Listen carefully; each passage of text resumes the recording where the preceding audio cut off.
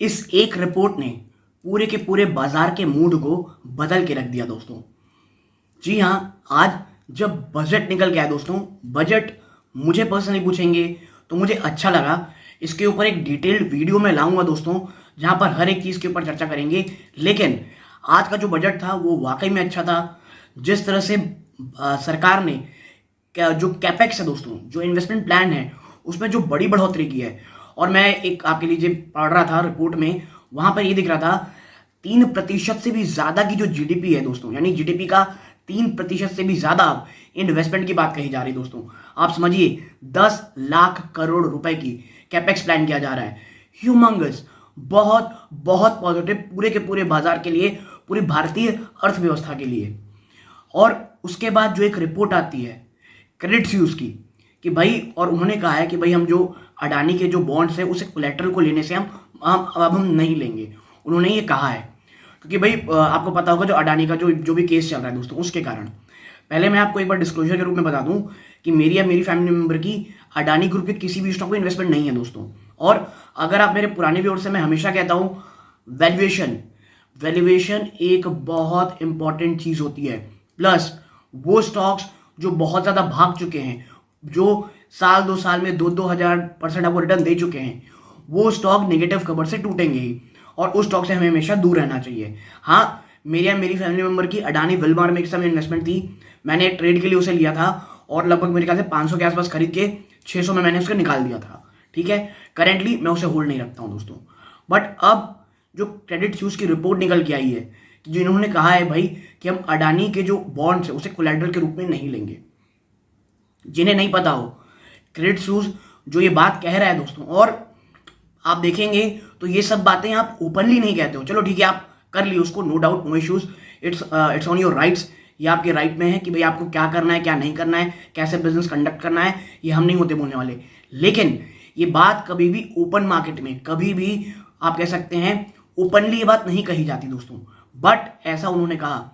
और credit sues ने तो कहा, जो कुछ समय पहले दोस्तों खुद ही आप अगर आप पढ़ेंगे तो खबर आ रही थी कि भाई साहब ये खुद ही सर्वाइव कर पाएंगे कि नहीं, ये खुद ही चल पाएंगे कि नहीं, इनके खुद ही के आप कह सकते हैं लाले पड़े हुए थे। लेकिन बट ठीक है, अब उन्होंने कहा है, बहुत निगेटिव असर हुआ दोस्तों।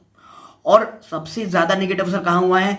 जिनका अडानी को एक्सपोजर है, जिन बैंक्स को, यानी एसबीआई, बैंक ऑफ बड़ौदा तो 10% लोअर सर्किट, भाई साहब ICICI bank, SBI, axis bank. दोस्तों इन स्टॉक्स को भागना था आज, जिस प्रकार के कैपेक्स प्लान हुए हैं। तो ये भी एक बाजार का पूरी तरह से मूड खराब कर दिया दोस्तों। और एक भयंकर गिरावट आपको स्टॉक्स में देखने को मिली दोस्तों। स्टॉक नहीं कहना चाहिए, पूरे के पूरे बाजार में देखने को मिली। एक चीज और जो बहुत ज्यादा खराब लगी बाजार को, और वो क्यों लगी मतलब मुझे नहीं पता है कि ये वाकई खराब थी, लेकिन ये जो आप कह सकते हैं जिस तरह से बिजनेस कंडक्ट किया जाता था, ये उस पर चोट लगी दोस्तों। जी हाँ, मैं बात कर रहा हूं लाइफ इंश्योरेंस कंपनीज की। लाइफ इंश्योरेंस कंपनी बहुत बड़े एक बियर ग्रुप में चली गई दोस्तों, बियरिश फेस में चली गई।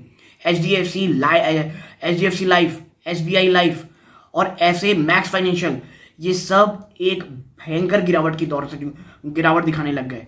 रीजन भाई, जो आपको कह लीजिए, जो एक समय कहा जाता था कि भाई आप लाइफ इंश्योरेंस ले लो क्योंकि आपको एटीसी के अंडर आपको आप कह सकते हैं टैक्स में छूट मिलेगी, और वो चीज़ ही खत्म कर दी। क्या ये खराब है? मैं आपको बता दूं, बिल्कुल खराब नहीं है। देखिए, लाइफ इंश्योरेंस, चाहे लाइफ इंश्योरेंस हो चाहे टर्म इंश्योरेंस हो, ये दोनों ही चीज़ हर एक इंसान को लेना ही चाहिए। मुझे प्रॉब्लम इसमें नहीं है। प्रॉब्लम थी जिस तरह से बिजनेस कंडक्ट किया जाता था, जिस तरह से एडवर्टीजमेंट दिखाई जाती थी कि भाई आप लाइफ इंश्योरेंस इसलिए मत लो क्योंकि भैया इसकी जो इस पॉलिसी को लेने से आपकी लाइफ इंश्योर्ड हो जाएगी, ये आपके जो अन्य परिवार वाले हैं उनको फायदा होगा। नहीं, जरूरी वो नहीं है। जरूरी है कि आपको एटीसी के अंडर टैक्स में छूट मिलेगी, इसलिए खरीदिए। तो ये जो पूरा होल सिनेरियो था ना दोस्तों, ये दिमाग से निकालना था। और मैं मतलब जो हमारी वित्त मंत्री जी हैं, उनको मैं कहना चाहिए, आई कॉन्ग्रेचुलेट हर कि उन्होंने ये स्टेप उठाया दोस्तों। क्योंकि वाकई में ये चीज़ भले ही आज आपको निगेटिव लग रही है दोस्तों, बट ये आने वाले समय में एक बहुत पॉजिटिव चीज़ रहेगी। और हमेशा की तरह ये जो गिरावट है दोस्तों, ये सबसे अच्छा मौका होती है दोस्तों खरीदारी का। प्लीज़, ये जो इंश्योरेंस कंपनीज हैं आपको मिल रही हैं, आप खरीदें इन्हें। देखिए, डिक्सन टेक्नोलॉजी जब गिरा ना ऊपरी स्तरों से, मुझे नहीं पता आप में से कितनों ने लिया होगा, बट क्या वो खराब समय था खरीदना है? बिल्कुल नहीं। एक्यूमुलेशन स्टार्ट करने के लिए, न्यू इन्वेस्टमेंट करने के लिए, उससे अच्छा मौका उस बैंक, उस कंपनी के पास नहीं था दोस्तों, कंपनी इन्वेस्ट करने का नहीं था, बट अब थोड़ा भाग चुका है।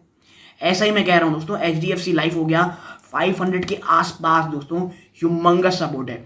इवन देखिए आज तो शाम को फेड की मीटिंग है, अगर कोई निगेटिव खबर आती है, कल टूटता है और HDFC लाइफ हमको 500 के नीचे कहीं मिलता है, तो वो भी बहुत अच्छा लेवल होगा लॉन्ग टर्म के लिए। तो दोस्तों ये जो चीजें थी ना, ये बाजार को पसंद नहीं आई, जिसके कारण एक बड़ी गिरावट आपको देखने को मिली है। मुझे ये लग रहा है बजट बहुत अच्छा था, एक बहुत शानदार मौका वापस से बुल फेज में जाने का हमारे सामने खड़ा था, लेकिन एक रिपोर्ट ने पूरा का पूरा खेल खराब कर दिया दोस्तों। और मुझे नहीं लगता दोस्तों, कुछ ना कुछ ये सब चीज़ों में करना चाहिए, सरकार को कुछ करना चाहिए। आई डोंट नो क्या करना चाहिए उन्हें, but this is not correct. आप एक पूरे के पूरे बाजार को ऐसे नहीं गिरा सकते, और ये लगातार दोस्तों बहुत ज़्यादा होता चला जा रहा है।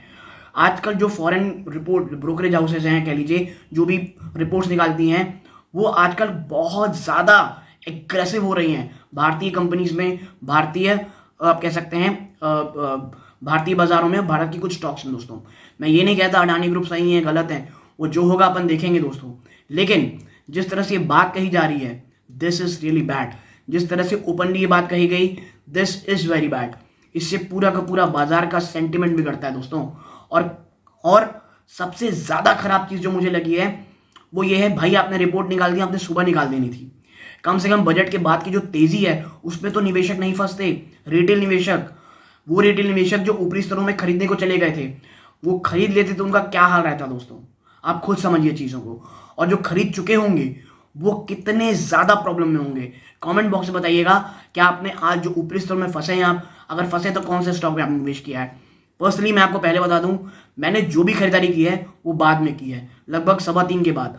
और आपको ये भी बता दूं दोस्तों कि हमेशा मैं इसलिए कहता हूं, बजट के समय बाजार से थोड़ा दूर रहें उस दिन, या अगर आपको कह लीजिए आपको बहुत ज़्यादा रिस्क लेना भी है, बजट के एक दिन पहले ले लें, जो भी करना है पहले ले लें, क्योंकि बजट एक बहुत ही ज़्यादा आप कह सकते हैं जिगजैग, बहुत ज़्यादा वॉलेटाइल रहता है दोस्तों।